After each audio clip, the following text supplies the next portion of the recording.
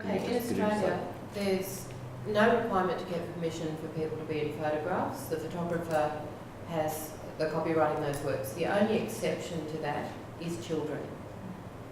You can't just take photos of children and make them public. That's not allowed. You need all sorts of consents. NAVA's got I think you've got a thing on working with children and photographs and doing that sort of thing, and what you can do and can't do with works there. But if it's adults, we're talking over 18s, no problem.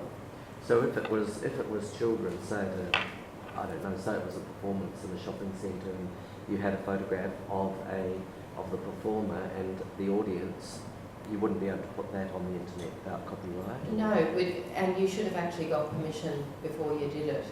Right. While I say there's no, under law there's no reason to do that, I think if you're going to take photos of somebody, if you're not the paparazzi, then it's probably a courtesy and a politeness and the correct thing to ask your subjects before you plaster photos of them up around the place. But up to you, because some people are controversial and want to take photos of all sorts of uncomfortable things.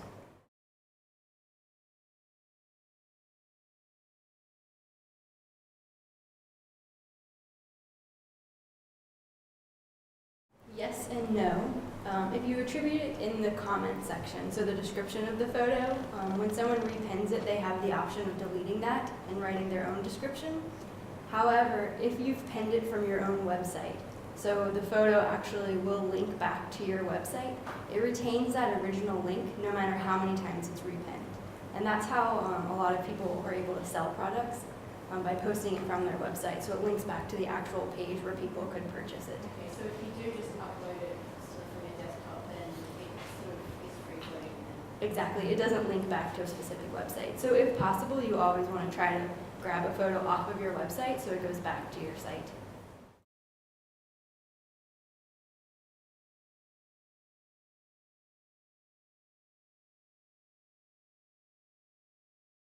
So the question was about pinning from Facebook and the attribution. You actually can't pin photos from Facebook. They've added something to their photos so that when you try to pin something, you get a little notice that says, sorry, you can't pin photos from Facebook. Flickr actually has that option too. If you're a photographer and you use Flickr, they've changed it now so that you can, there's a setting that you can turn on that makes sure that no one can copy that photo and use it in other places. I'm not sure how it works technically, but it's locked so that that photo can't be shared around the internet.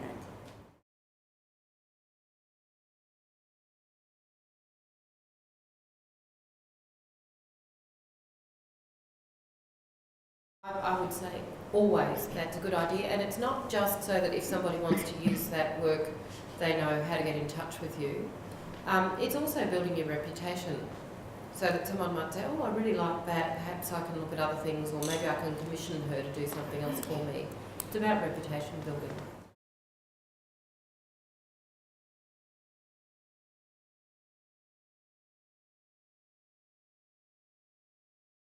You're asking a really tough question there. And I got this on Friday from a group of art teachers down at Wollongong. Photographs and photographs of artworks are one of the most tortured, difficult areas in copyright law, because, truth be told, there are potentially two separate copyrights there. Where you're photographing a three-dimensional work, so a sculpture or a piece of ceramics or that ceramic art or that sort of thing, it's kind of easier because you are allowed under the Copyright Act to turn a three-dimensional work to a two-dimensional work or the other way around without infringing copyright. So that's not the issue. It's flat works, so paintings, etchings, that sort of thing. There you have 2D to 2D, so you can't rely on that exception. I would say it's an infringement because you're taking a substantial part of an underlying work, and that you should get permission from the artist to do it. Some photographers, however, will say, actually, I've done stuff to embellish. I've played with shadow, I've played with this and that and the other, and perspective, and I've created what is a substantially different work that doesn't take a substantial part of the underlying work. There are grey areas there, but I would say, generally, if you want to take a photograph of an artwork, you are probably taking a substantial part of the underlying work, the original work, and you should get permission.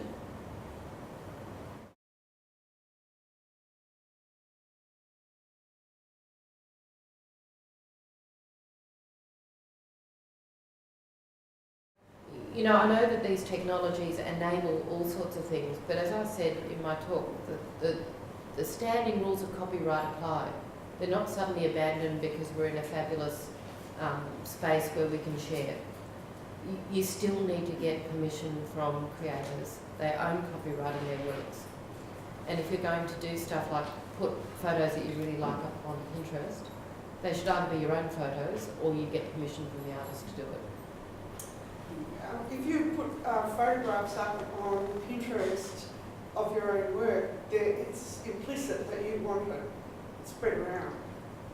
Yes. So they don't have to, if it's put there in public, it's basically public property. But if you're going to pin other people's works up on Pinterest, you get their permission first.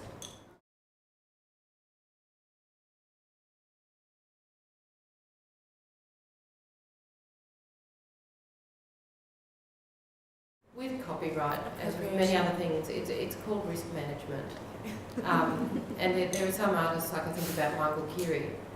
He uses multitudes of stuff from all around the place in his, particularly pornographic photographic works. Now it's about risk management. And if you look at it and you say, I'm making this collage, I'm going to use 1,000 different photos from all around the place. Well, a copyright extremist could say to you, you must get permission from every single rights owner before you do that. If you take a practical approach, you say, what's the likelihood, one, of people identifying, two, of this being seen to be a substantial amount?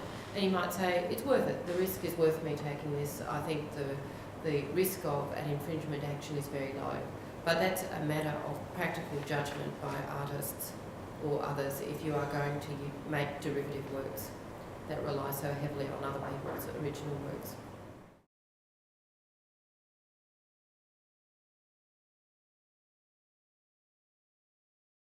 Not if you don't have an account, and if you were the original person that pinned that photo from your website, then you would get a notice through Pinterest every time someone repinned it.